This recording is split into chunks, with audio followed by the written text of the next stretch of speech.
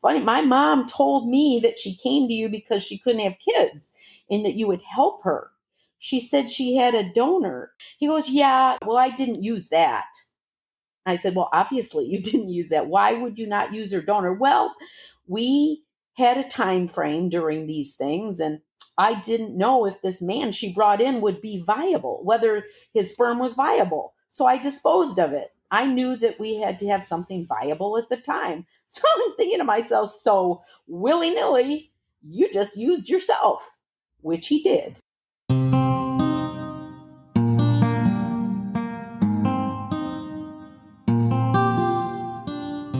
Hello, you are listening to NPE Stories.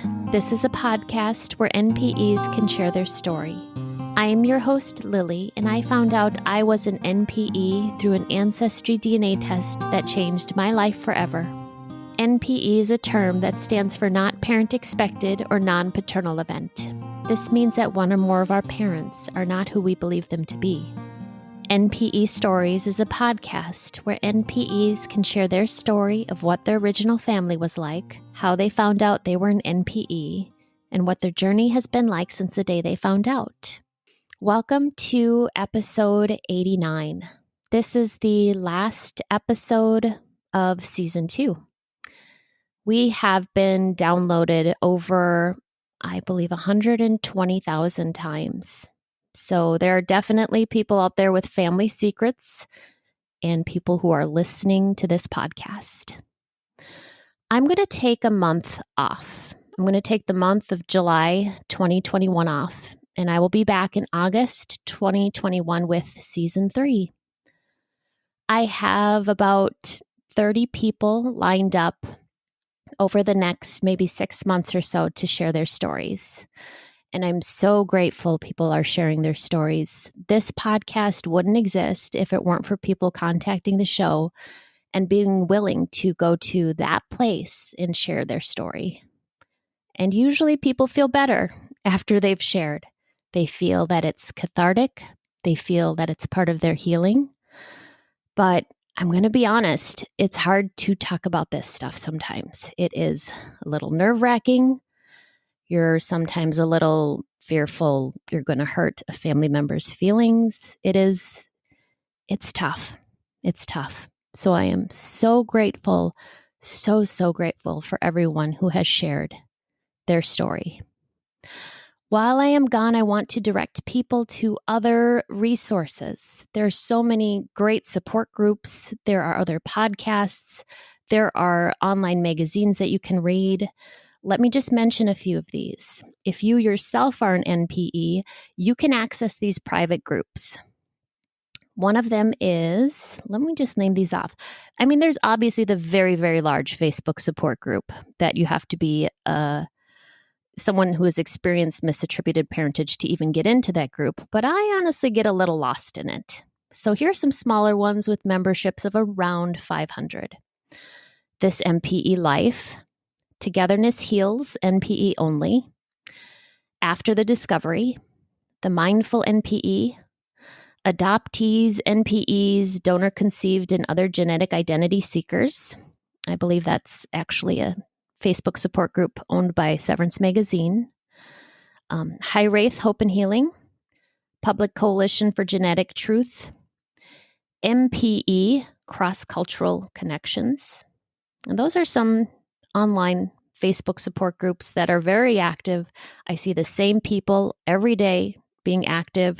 They're talking about their correspondence with family members. They're discussing what's going on. It's a really supportive group. And a lot of these groups are private. I hope it's okay that I mentioned some of them. I'm not entirely certain if I was allowed to do that, but I want to pass along resources. There's also SeveranceMagazine.com. This is an online magazine for people that have experienced a DNA shock in their life. People write wonderful essays. There's Q&As. It's a great source of information.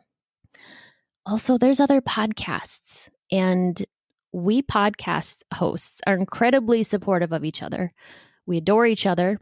Eve Sturges and I have a special little thing going on. Listen to her podcast. It's called Everything's Relative with Eve Sturges. She actually just had on Laura, who was part of our season 2, Laura's story. And she continued on Eve's podcast, and they went in depth talking about shame and shame in the family, about finding out these secrets and how it feels. And I really encourage people to listen to her podcast. She also had an amazing episode with Dani Shapiro a while back. Dani Shapiro has a podcast.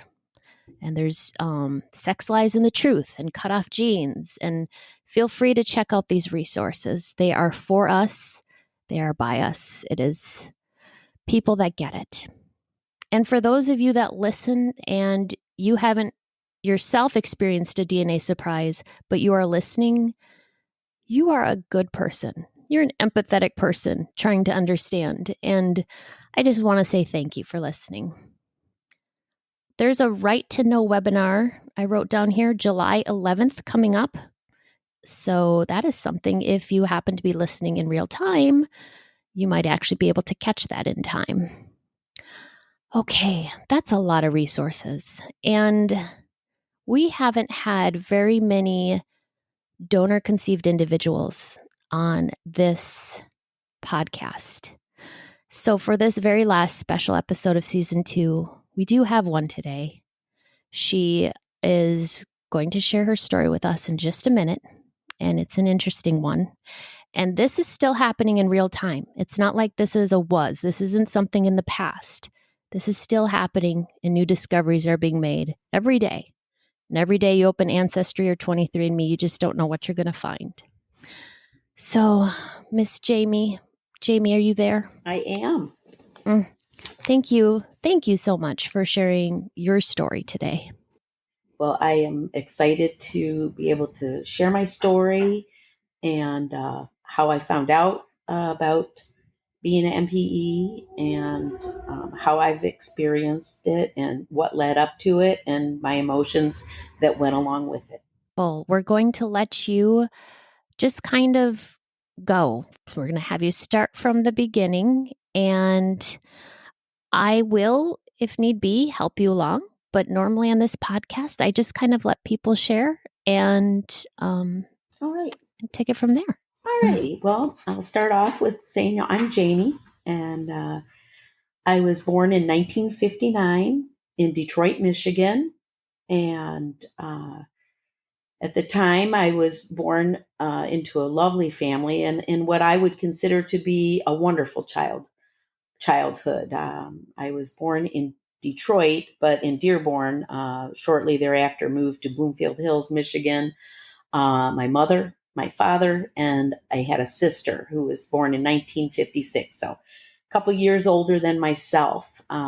We lived in a beautiful home, and I had a father that worked as an attorney and went to the city, a mother who was a stay-at-home mom, and we also had my mother's mother, my grandmother, who lived with us as well.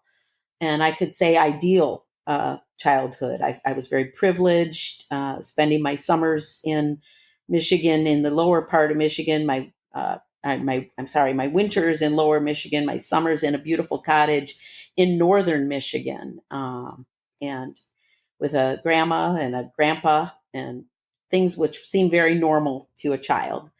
In 1969, so when I was around 10, my parents, in this idyllic life that I felt that I had, kind of exploded. My parents announced that they were getting a divorce, which was hard. It was hard, and I didn't handle it, real well at the time. I was around 10. I gained weight. I rebelled. And of course, I was sad, feeling that I had done something wrong. I think my sister and I both had a hard time, as children do, during the divorce. We sold that beautiful cottage that we had, and my dad started a new family, and things kind of went upside down at that time. That grandmother that lived with me passed away, and that was emotional for both my sister and I, and things became kind of unhinged. But during that time, I still felt I had the love of my dad and the love of my mom, and I, as kids do, I adjusted. And my dad remarried, and when he remarried, he married a woman who already had a daughter. So I got a new stepsister and thought that was okay. Again, still difficult with my sister and I not being with my dad and his new family. But my mom, we still had what I would consider a fairly normal life. My dad and his new wife also had a son. So I then had a half brother that entered in. And eventually, my mother also remarried. And when she remarried, I gained two new stepsisters from my mother's side. So my dad married with a stepdaughter and a son, and then dad ends up getting divorced a second time. And I know this sounds a bit confusing, but he married again, and I got two new stepsisters again. But as that moved on and the marriages, I seemed to adjust. And with my mother's new husband as a stepfather, that didn't happen till I was a little older. So I got along well with all of my stepsisters and siblings and halves and halves. And everybody got along. In 1977, I graduated high school. And then that was in Bloomfield Hills. My mother, when she got married a man from Michigan. And we did move to northern Michigan my senior year of high school, which is kind of a weird thing to do to somebody, to uproot them from their home when they'd been in the same school since kindergarten all the way through your senior year of high school. And then the second semester of my senior year of high school, my mom marries a man from northern Michigan and moves me in my winter break to a new school. The lucky part about it, and what made it more easy for me, is, as I mentioned, I had summered in northern Michigan. So I did have a chance to know some of the people that were in my high school. So it made it a bit easier for me than it would probably be.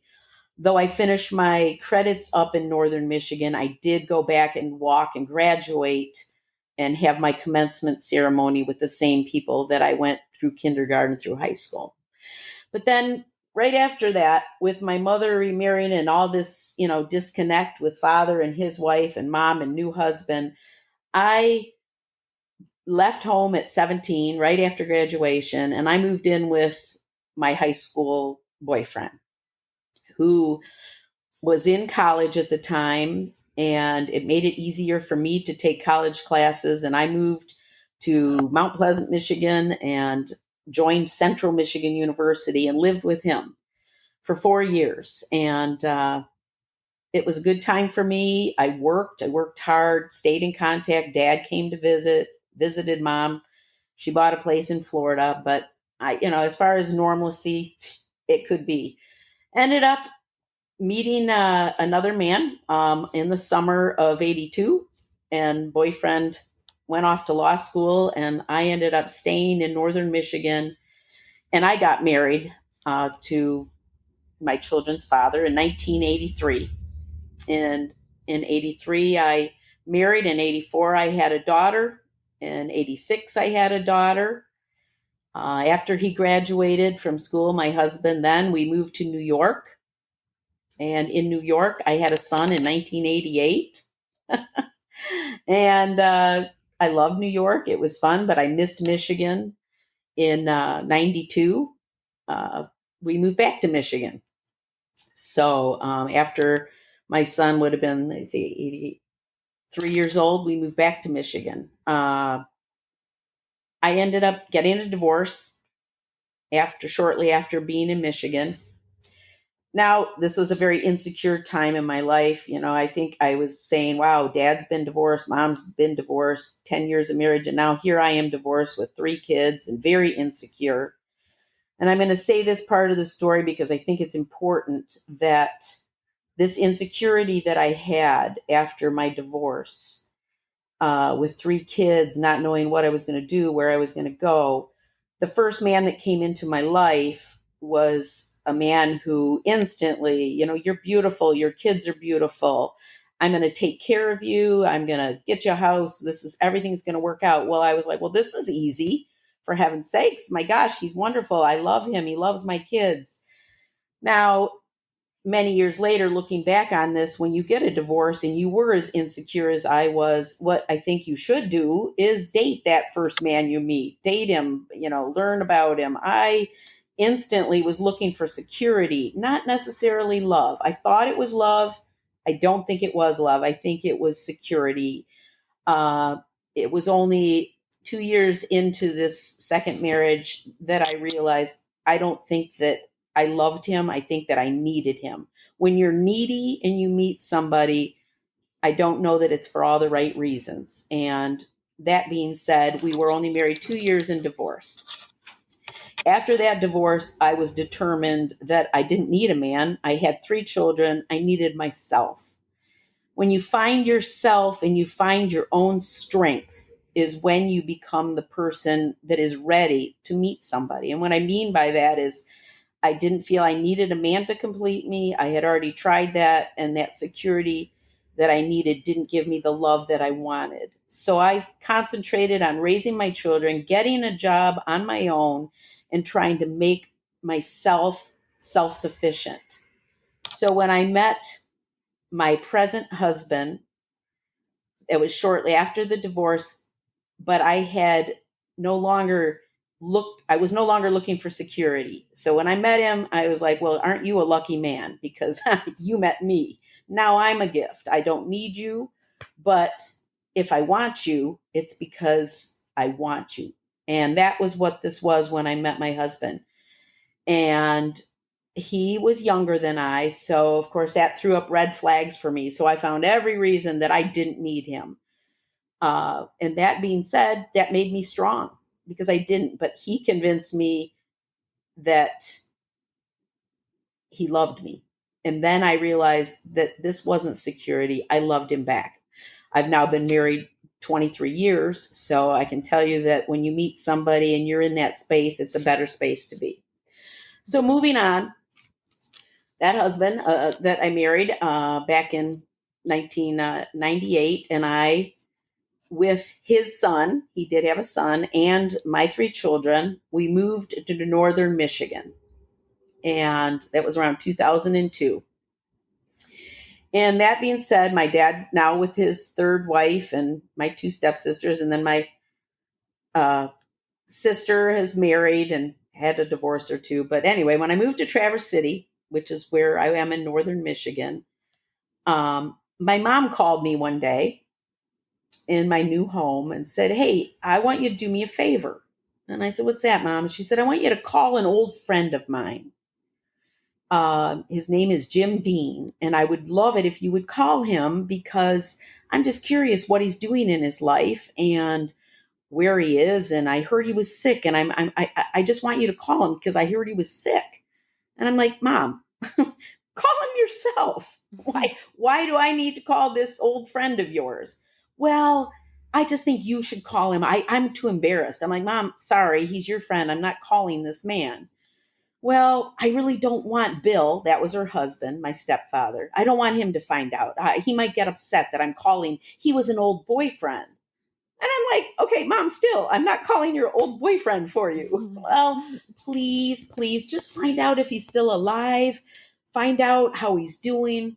Please, here's his phone number. And as weird as that was, and as much as I love my mother, I'm like, oh my gosh. So what do you want me to ask this guy? Well, ask him how he is, where he is, so I can find out. So I don't know this man from Adam, and I call him. Hi, I'm Jamie. I am Joyce's daughter, and do you remember? Oh, yeah, I remember your mom. And I'm like, well, she heard you were sick, and I don't know, I'm calling. Well, how is she? He's asking a few questions, and I'm like, well, she's fine. She's living in Florida. She's married, and where do you live? And he starts questioning me. I'm like, well, tell him where I live, northern Michigan. Oh, I used to live where you lived when you were born, he says. And then he says, and I used to live shortly thereafter. I moved up there to where you live in Traverse City. I live there too. Now, do you have children? Did you go to school? And he starts asking me all these personal questions. And I was like, found it very unusual. And I was like, I you know what? Don't care whether you know how many children I have, whether I'm married. I found it very unusual that he was questioning me. So I kept diverting back to my mother. He kept diverting back to me. Ended up being a very strange conversation. I called my mom back and I said, "Listen, the guy was kind of weird, Mom. He's fine. He said he owns an island. He has a seaplane, travels a lot, but wanted to know all about me, Mom. He's kind of weird. I don't want to really discuss this with you anymore." And that was the end of the conversation. In 19, and this was in 2008.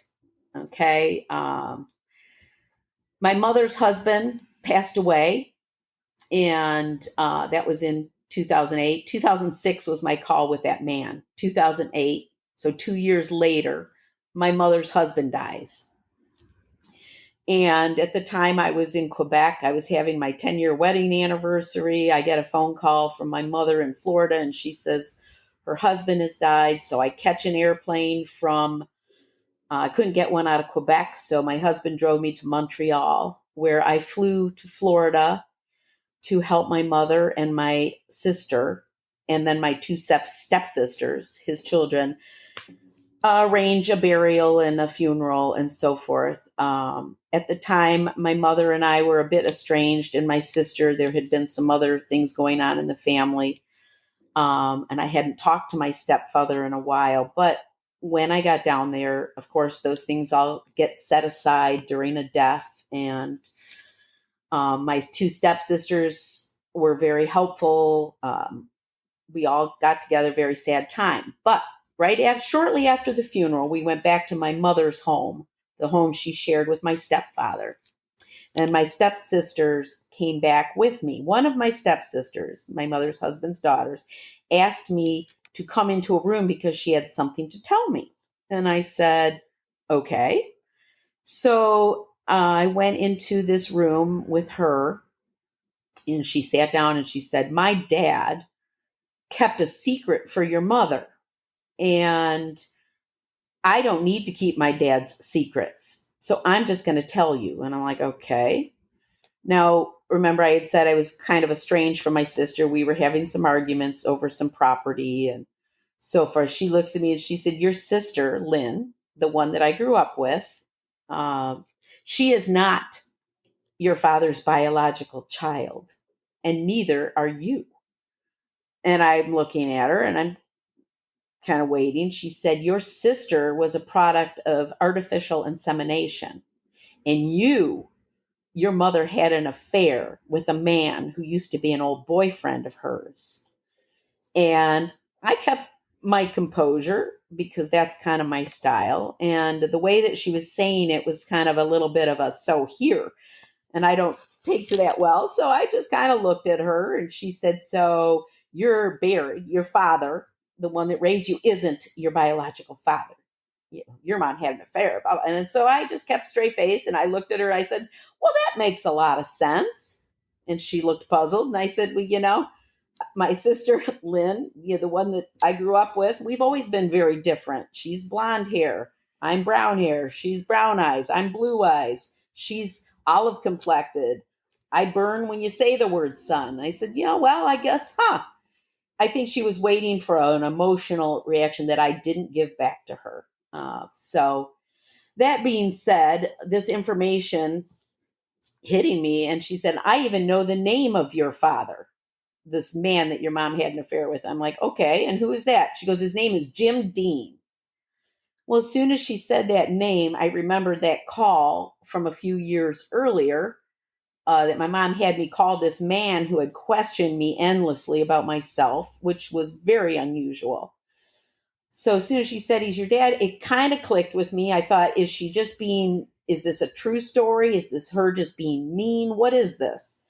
But, it hit a nerve that I didn't let her see. So I went to my sister and I said, "There's a story here, Lynn. So supposedly you were artificial insemination, AI, and Mom had an affair for me." And she's like, "What?" I don't believe her. I'm like, "Well, I don't know if I believe her either." I said, "But I will tell you a weird story. Lynn, Mom had me call this guy a few years ago, Jim Dean, same name." So then I looked through my baby books and I saw first person to visit me at the hospital, this Jim Dean. with his real name, Jaime. Well, that's my name. Jim was short for Jamie. Well, then I saw first person to visit me, brought her a baseball mitt, this Jim Dean. And I thought, oh, gosh, maybe the story is true. So we started pushing my mom. So the first thing my mom said when I said, so stepsister just told us she doesn't need to keep a secret that you told Bill. Is this true, Mom? Is it true? My mother, absolutely not. What a horrible thing for her to say. Oh my, that's just horrible. Why would she make that lie up? Oh, that's so mean to do to you. So my sister and I are like, well, why would she do that? It is kind of mean, but it does kind of ring. There's something in it with this man and this Jim Dean. But then we're both thinking to ourselves, well, wait a minute. My dad remarried, and the story was that she went and had artificial insemination and had an affair because my dad couldn't have kids. Well, he has a kid. We have a stepbrother with his second wife. So it didn't make sense to us. We kind of put it on the back burner, even though my mom gave us this, it's a lie. Well, pushing my mom even further, we find out that my sister talks to my stepmom and finds out that this half brother of ours isn't actually a half brother, that my dad was unable to have children and he was artificial insemination. So my sister calls me and says, well, got some news. Your stepmom tells me brother is not our half brother. Dad married her, couldn't have kids, so she had artificial insemination. Well, then we both are like, well, maybe this secret is true. So my sister then goes and we confront my mother, who says, okay, well, I couldn't have children. I tried for so many years, but when I went to this doctor, he told me that he could help us. So he used your dad's sperm, and okay, I did artificial insemination, and your dad is your father, Lynn. And Jamie, I thought he's your father too. I'm like, but wait a minute. You said, the secret is that this Jim Dean's my dad. She said, well, okay. All right. Well, Jim Dean gave us the greatest gift a man could give. Jim Dean gave us you. And I'm like, okay, what do you mean gave us? Did you go to this doctor? No. I didn't go to this doctor. I'm like, Mom, did you have an affair with him? I'm like, it doesn't make sense. So Lynn is dad's and this doctor helped. And I'm just this gift. How did the doctor do it? No. He was just a gift. Well, I'm assuming Mom had the affair, like the stepsister told me, but Mom denied this affair over and over. So ends up, my mother, after all this denial, and she finally says, well, Jim Dean gave us to you, and your sister is your dad's. Well, when my sister found out Barry couldn't be my dad's, she went and got a DNA test, my sister, Lynn. The test came back that our dad, our birth certificate dad, was not her father, that it was a doctor from the hospital where my mother had delivered my sister. So my sister calls me and says, well, you know what? I'm not Dad's bio child. So I'm like, well, then I'm going to do a paternity test with Dad because I want to know. So unbeknownst to my dad, we got his DNA.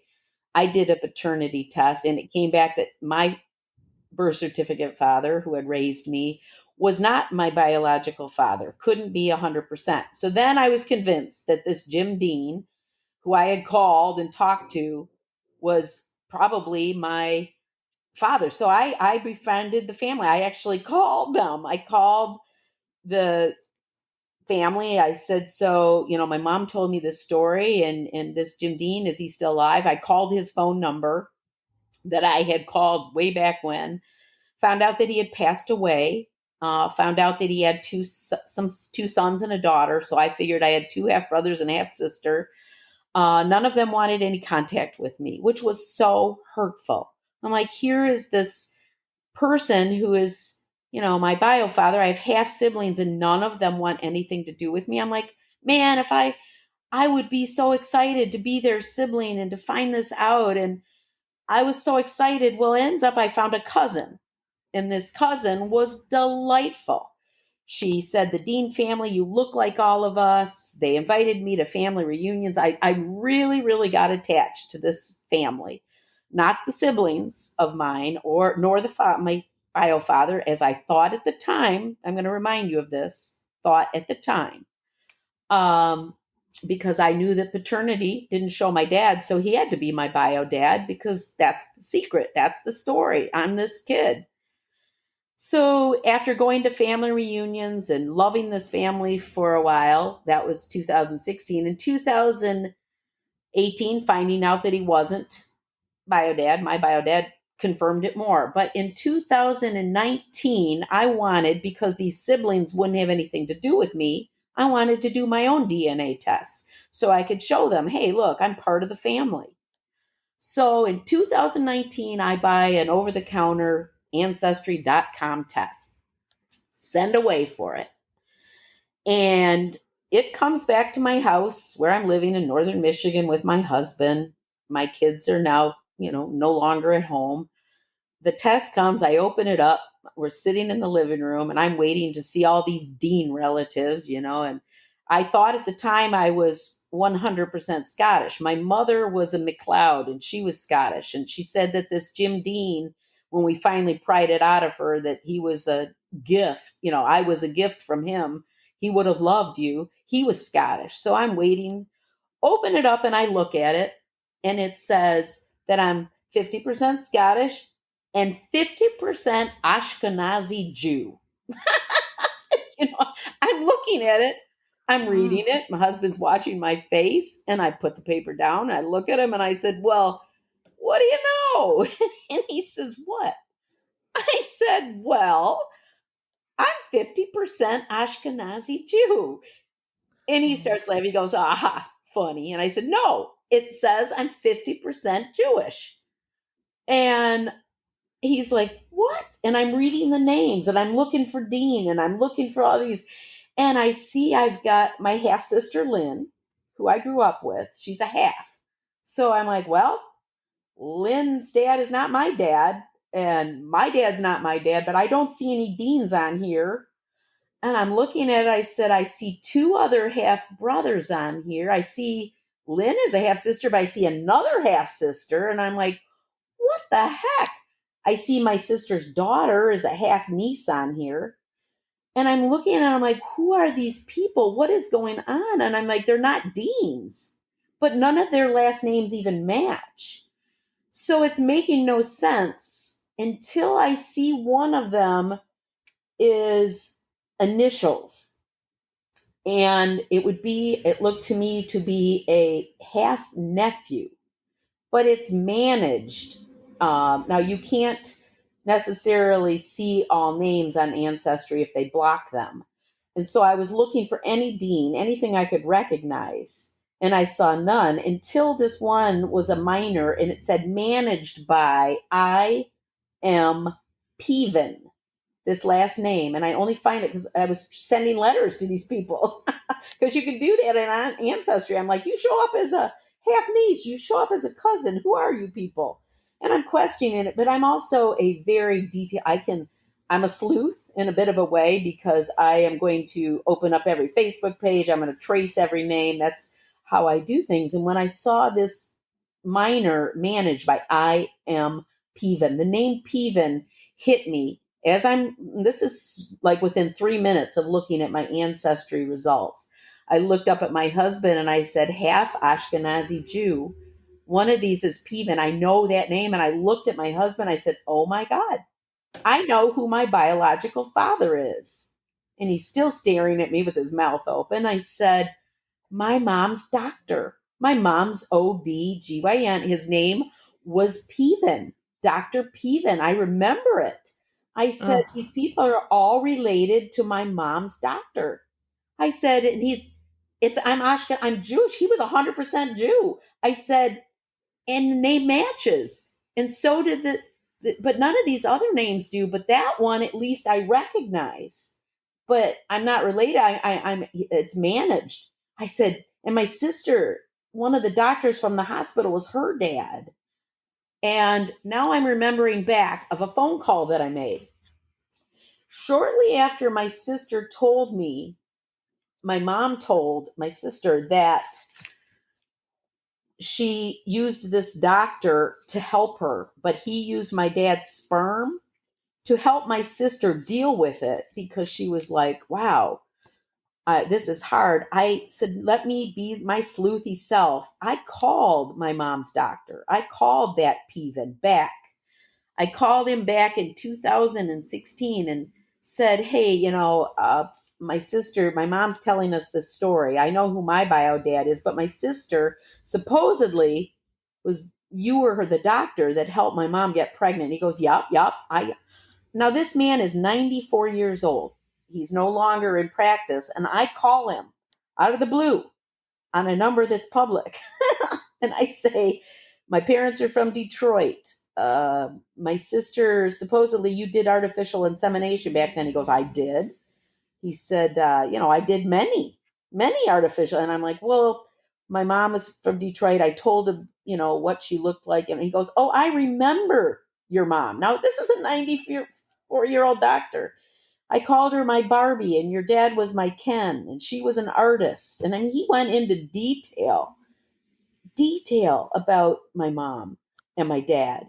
And that back in 1956, when my sister was born, he goes, yes, when I had a patient come in and the father had what we would call slow swimmers or non-viable, we oftentimes would mix sperm in with the artificial insemination back in the early to mid 50s. And he's telling me this story. My mouth is like falling open. Like, you just mixed? Who'd you mix? Well, I would always try to find a doctor from the hospital that would look like the parent, like the dad, somebody with a strong jaw. I would usually use, never anybody but the interns, the residents, or, my partners or other doctors. Well, this rang true because my sister said, one of the doctors at the hospital was her dad. So I talked to this doctor way back then for my sister. He said, well, we did mix your dad's sperm in, because we were trying to figure out, is she dad's? Who was she? Well, she found out that she was that other doctor, and then I let it go. So here I am now, 2019, looking at my ancestry and seeing that I'm half Ashkenazi Jew, remembering back to that conversation, thinking, well, my mom said I was this dean guy's friends with their family. Now, what's going on here? And I'm questioning it all, but knowing dang well that this Peven has to be my bio dad, this doctor that I talked to. So now I'm like, okay, I've got to do some more research here. I'm like, call my sister. I'm like, well, got some news for you. I said, how Peven used dad and you mixed. Well, he didn't use this dean donor, or this mom didn't have an affair. Mom told me that he gave her the greatest gift. I said, Mom had to have used Dean as a donor, but it doesn't make sense because I just got my DNA and Dr. Peven is my doctor. OB didn't use the donor. So now I'm like, okay, I look on here and I see a match, and the name on there is a half nephew. I've got half brothers. So I find this half brother doing my internet research, and I call him out of the blue. Hi, my name is Jaime. And he's like, hi, gives me his name. And I said, I am, show up as a half sister. I said, I think we're related. He goes, well, welcome to the family. And I'm like, okay, I said, and his last name didn't match mine. And I'm like, well, I'm assuming then that you know that Dr. Peven is your father. And was he your mom's OB? He goes, yep. And I said, okay, so you know about this? He goes, well, he said, yeah. He goes, I know that Peven is the last name that matches on the DNA there to some relatives. But Peven had a brother who was a doctor too. And I'm like, okay, so we don't know which Peven we are. We're either Lewis or we're Philip. Philip was the doctor. So I said, well, okay. He goes, well, gosh darn it. And I said, I see I have another half brother on here. He goes, yes, you do. And he said, you can call him. Today's his birthday. He'd be so excited to get a half sister on his birthday. And I'm like, oh my gosh. And this is all happening really quick after, the day after I get my ancestry back. So I speak to this new brother, another brother, who says, we realize that Peven was also his mother's doctor, but now his mother doesn't know that he's done an ancestry. So now, you have to be really careful because you're getting into some sensitive situations when you find out you're an MPE. And I think that in the beginning of this, we talked about the sensitivity of this. With me, I'm all excited. I'm running, Mach 10, trying to find this all out because I had this secret told to me. I was, I was all prepared for interesting things to happen, but not everybody is when you get your ancestry back.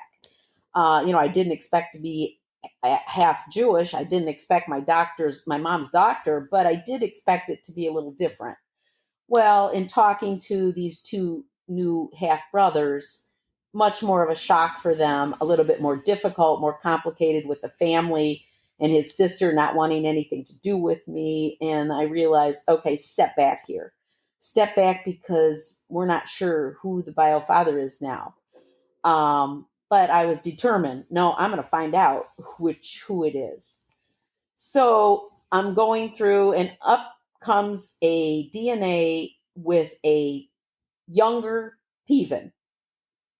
This Peven shows up on Ancestry, and I find out this Peven is a half nephew of mine. So I do the research, looking up his name, go to Facebook, find out who his father is.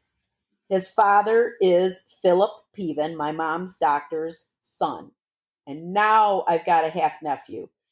So when it comes to misattributed parentage and finding these things out, there's no anonymity anymore when it comes to DNA. You don't have to have a bio father do a DNA test, nor even a half sibling to do a DNA test. When this half nephew of mine did it, I could trace back who his father was and then who his father was, which gave me a half brother and it gave me a bio father, which was the doctor. So in finding this out, I then look on there, I see another half nephew. And this half nephew, I send a letter to off and I said, hi, I'm Jaime. I would be your half aunt. And I quickly get an instant message back. Well, you can't be my half aunt. That's impossible. I don't understand this DNA. And we start talking, and I said, well, I am your half aunt because DNA doesn't lie. You're a doctor. I found out he was a doctor. I said, and he goes, well, I know my mom's parents. I know my dad's parents. And we know that they're both their bio parents. And I said, well, I'm sorry to tell you this, and we're doing this through instant messaging, but either your mother or your father are my half sibling. And he's saying, no, no, no, no, no. I'm like, well, let me just ask you this. Did Dr. Philip Peven deliver your mother or your father? And he goes, well, now my mother and father are from Oak Park, which is a suburb of Detroit. Dr. Peven was an OB there, and he delivered like 95% of Oak Park. And 95% of Oak Park are Ashkenazi Jew. I find out that this half nephew is 100% Ashkenazi Jew. And he goes, both of my parents are. I'm like, well, if one of your parents was delivered by Dr. Peven, I'm going to tell you that they're my half sibling. And he was like, well, I'm going to do my research. I'm calling your mom. I'm calling my mom. I'm calling my mom and dad right now. I said, slow down, slow down, slow down. I said, be careful. You're just going to go right now out of the blue to your parents. Neither one of them know this story. They both think they know their bio parents. You're all excited because you just find this out because you decided to do a DNA test. People need to be very sensitive when you do a DNA test because I'm thinking, wow, call your parents who know nothing about this. When you do a DNA test, you involve siblings, you involve parents, you involve grandparents, and maybe other families. So I'm trying to talk him down in his excitement. He calls me back or texts me back later. Okay, so found something out. Philip Peven delivered both my mother and my father. And I'm like, oh dear. Okay, my brain's going, okay, so now I could have a half brother. I could have a half sister. He delivered, got all these people from Oak Park. I'm like, my God, what if this young man's parents married them? They could be siblings. I'm thinking to myself. Yeah. But I'm like, no, that doesn't mean just because he also delivered 9,000 babies. I'm thinking, but if he, but that doesn't mean they're related. So he does approach his parents. I know I'm going on here. I end up getting contacted by his mom, my half sister. After a very hard beginning for her, she had just lost her biological father, which was extremely difficult. And I have to be very careful here. These are all things that I'm trying to be tender and sensitive to, because I, again, had thought a dean was a parent, had found out dad, well, all this stuff is coming at me. But I had a bit of preparation, a few years in between, to realize my bio dad wasn't mine. Here she just lost her father. Her son is coming to her going, hey, I did a DNA test. I found out you have a half sister. She doesn't want to talk to me. She doesn't want anything to do with me at first. And I don't blame her. But then I get a phone call. No, I get a text from the nephew and said, my mom would like to call you. Are you okay with that? And I was like, of course I'm okay with that. And this very sweet, very loving new half sister of mine, who I have since become very close with and love her dearly, calls me and says, okay, I think I may be your half sister. I'm pretty sure. My husband was also delivered by Peven, but he was not the same OB. My mom didn't use Peven as the OB. He delivered my husband, but my mom used Peven as an OB. But my mom is long passed away, as had my mom. And the story is her mom had gone to Dr. Peven, like my mom did, because they were having trouble getting pregnant. Her mother, my half sister, was told, if you have a procedure done by me, Dr. Philip Peven, it's called a D&C. It can help you conceive. It can help make your body more hospitable for the implantation of a baby. Come in for this procedure. I will perform it. Then go home, and you and your husband should be able to conceive more easily. Her mother did go in for this procedure. Her mother did get pregnant shortly thereafter. Her mother did give birth to my half sister. Now think about that. That procedure that she went in for to help her get pregnant with her husband, who she thought she got pregnant with. Well, that procedure was definitely not a D&C, because that baby is my half sister. My own mother had said to me that she went to this doctor as well. And she had a gift that was given to her by Jim Dean. I'm thinking that gift had to be sperm, because he said he mixed sperm. And I'm thinking, but I'm not Jim Dean's kid. I'm actually Peven's kid. Half sister and I made a decision. Let's go find this doctor. Let's find him. Now he's 104 years old and he's still alive, believe it or not. He's publicly living on his own. We both know he's our bio father. We both know that he was our mother's doctor. And I'm like, this doesn't make sense. It really doesn't. Let's ask him. She's like, yeah, I'd like to know if he remembers my mom. I said, yeah, I'd like to know. I mean, supposedly he remembered my mom years ago when I talked to him about my sister, and he said he used a doctor. And that doctor wasn't my bio dad, so now he's my bio dad. So we, unannounced, in December of 2019, this half sister and I, accompanied by our husbands, drive to a suburb of Detroit, unannounced, show up at his apartment, knock on the door. Now, mind you, 104-year-old doctor, retired, living on his own. I bring a picture of my mom and my dad. She brings a picture of her mom and dad. We knock on the door. Hello? We said, hi. Hi, how are you? And he's like, can I help you, ladies? Now, I'm not going to say, hey, where were your kids? Where are your bio kids? We want to know more about what's going on. We decided, no, I'm going to do this differently. I said, hi. I said, I'm Jamie. This is my sister. We knew, you knew our parents. And he goes, oh, I did. I said, yes, you knew our mother. And she goes, you knew my mother. And he goes, oh, okay. I said, yeah, you were our mother's doctor. And he goes, oh, he's still holding the door half closed. We're in the hallway. And he said, so we knew that you knew our moms and just brought some pictures with us and wanted to meet you and talk with you. You delivered us. And he's like, oh, well, I delivered over 9,000 babies. I don't know that I'm going to remember you girls or your parents, but come on in. So he invites us in. Now we're in the living room, and my sister shows him a picture of her mother, tells him her name, and says, this is my mom. Do you remember? He looks at the picture and he says, well, no, not really. Well, you delivered us and we came to thank you. We came to thank you for delivering us. I'm going into this nicely because I want to be able to get the full story. And he said, well, I'm glad I delivered you. And I showed him a picture of my mom. And I said, you delivered me as well. So thank you. I said, you also delivered my sister. And I spoke with you some years ago about that. And you said that you used artificial insemination. And my sister was the product of a doctor that was at the hospital. He goes, yeah.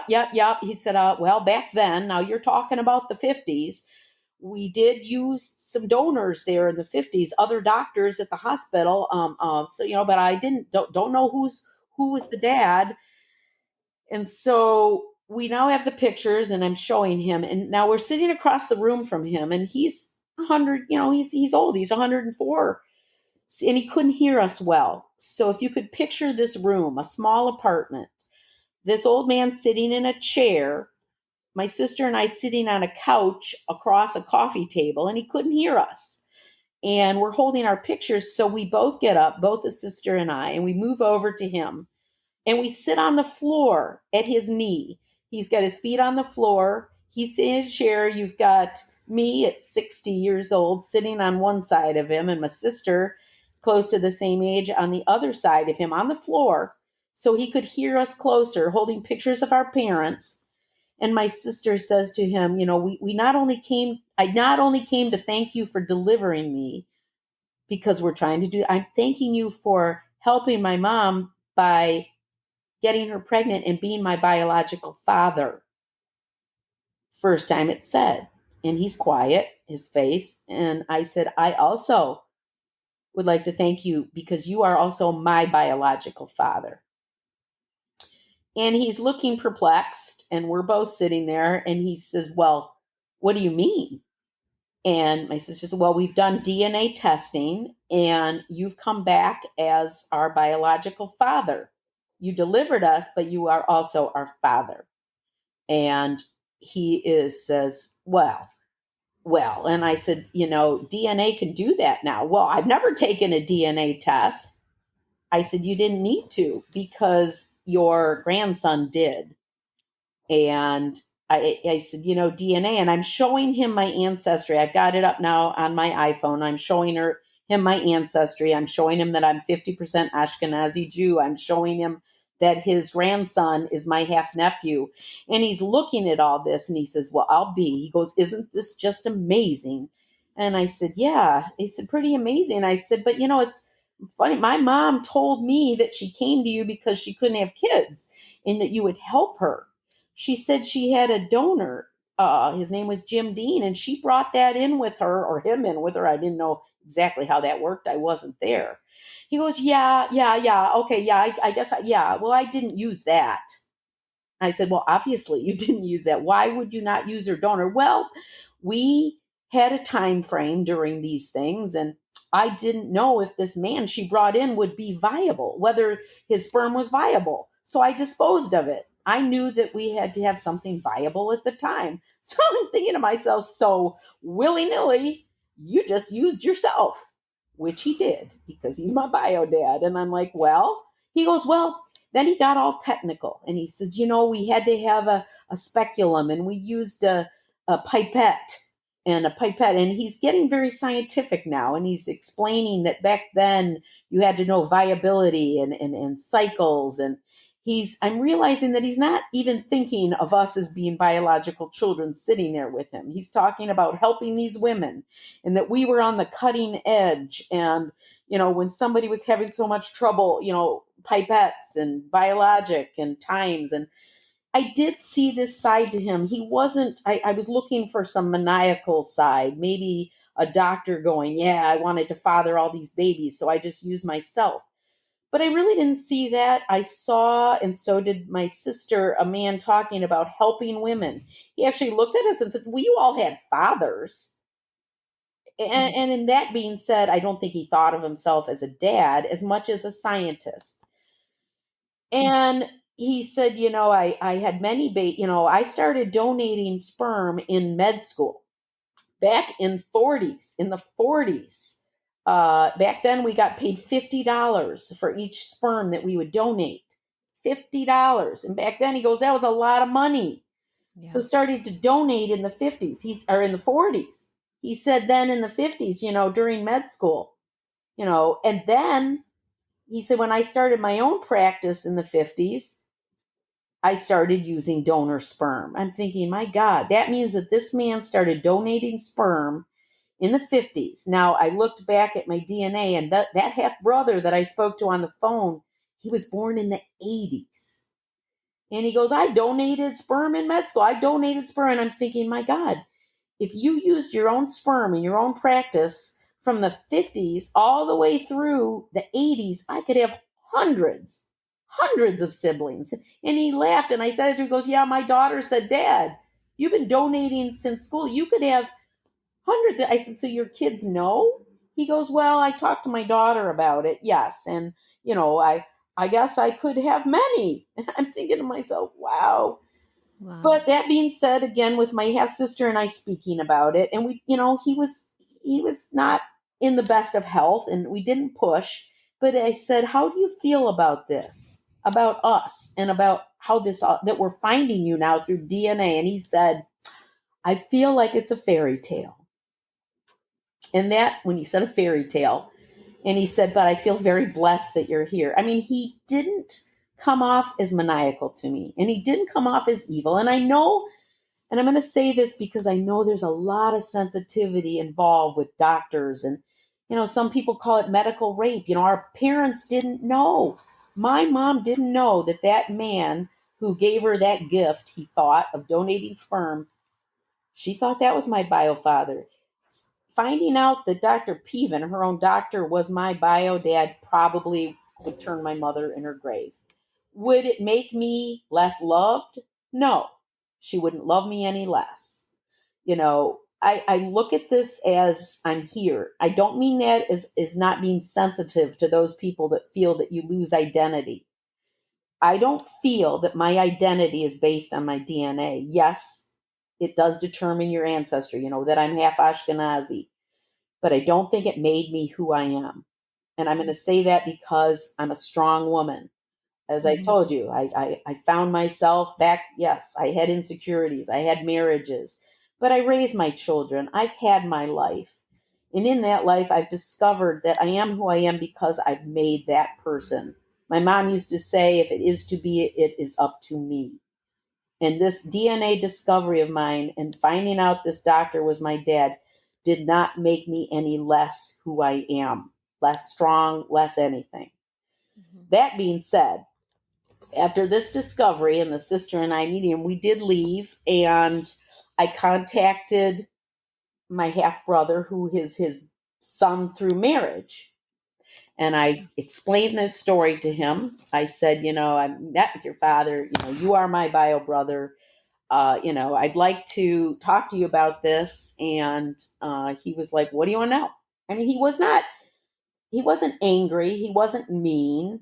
He wasn't, I don't want to meet you. He gave me information like, where his father went to school. He's the, last living and the oldest living graduate of University of Michigan's medical school.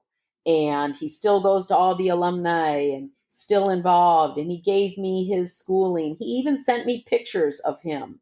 He was willing to give me stuff and he was willing to buy the story. But he kept saying, well, I don't think that, my dad's never done a DNA test. And I explained to him the same thing. You don't need to do that.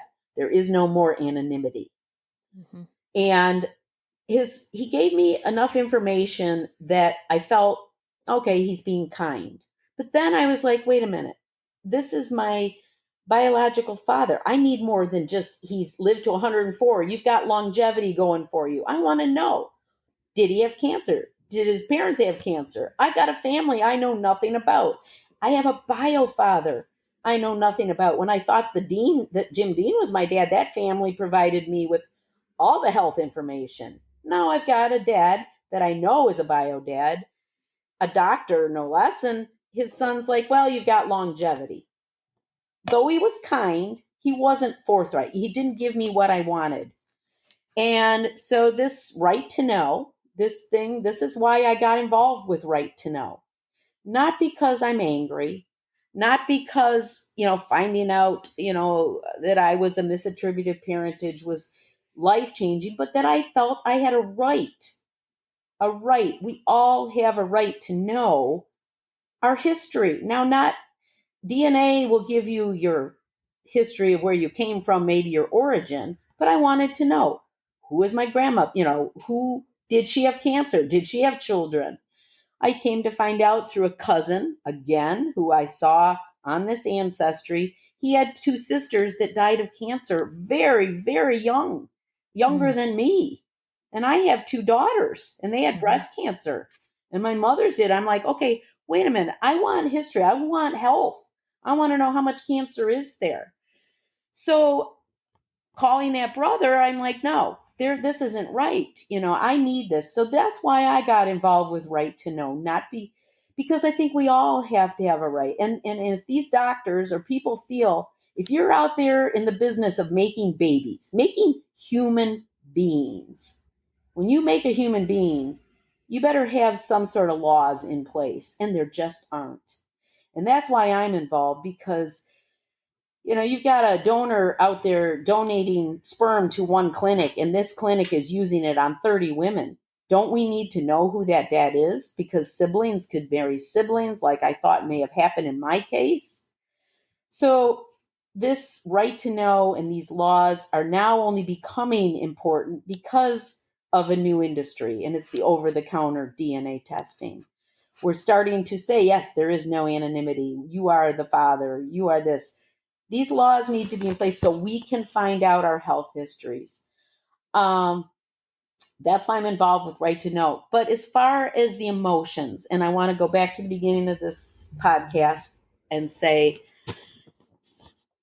I'm sensitive to those of you that are finding out. I'm sensitive to those of you that may want to find siblings that may or may not want to have anything to do with you. I'm sensitive to the new siblings that I have just recently had added on to my story, that I have to tell this doctor's story to, who I find out, they use the same OB.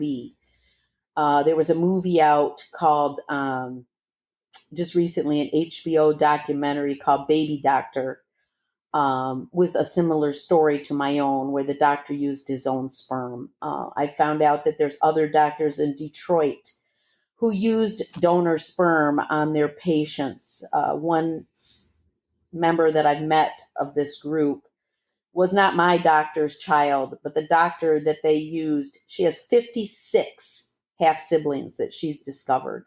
Oh. These are shocking things to learn. Laws need to be in place to help these people, to help people like myself, so that I have the right to my story. I myself feel that I think that my way of dealing with it is, it's an interesting story. I've shared it now with you. The emotions involving me came a little slower. For those of you that are listening that have just recently found out, I want to say, take a breath. take a breath and realize you are who you are regardless of your DNA. Some people say these doctors did medical rape, or that I wasn't a product of love. All of these things, you're a product of the fact that you're born. You're a human.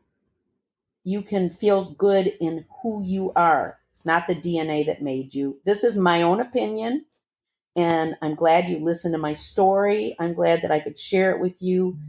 I certainly hope that I help people to realize that this journey can be ups, downs, and all arounds, but we make it, and be strong, and realize that from this point on, any siblings that want to be in my life, man, I have open arms. Any that don't, I understand. It can be difficult. There's secrets. Maybe your parents didn't tell you you were a donor. Maybe they felt that they didn't want you to know because back then it was a scary thing for them. Whatever their story, whatever it is, remember, if it is to be, it's up to me. Thank you for listening. Thank you, Jaime, so much for sharing. I know that donor conception, assisted reproductive technologies has come, over the decades since you were conceived, so much more has happened, but there still is not a lot of regulation in place in some of the countries. No, there is not. In the 50s, people could say, yeah, it was the Wild West, but things have changed, and there has to be some new laws in place, and with donors and how much they can donate, where they can donate, and giving some history on their health, so that whether it's somebody that is adopted or whether it's somebody that has a donor, they should still have a right. You have the right. Yeah.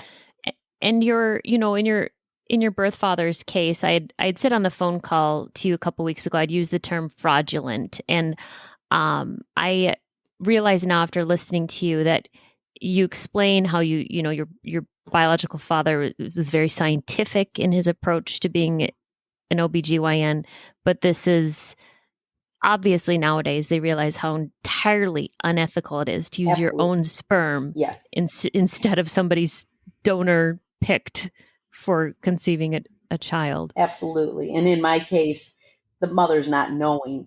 He's just feeling he's giving them what they want. They want children and I could do it. Well, true.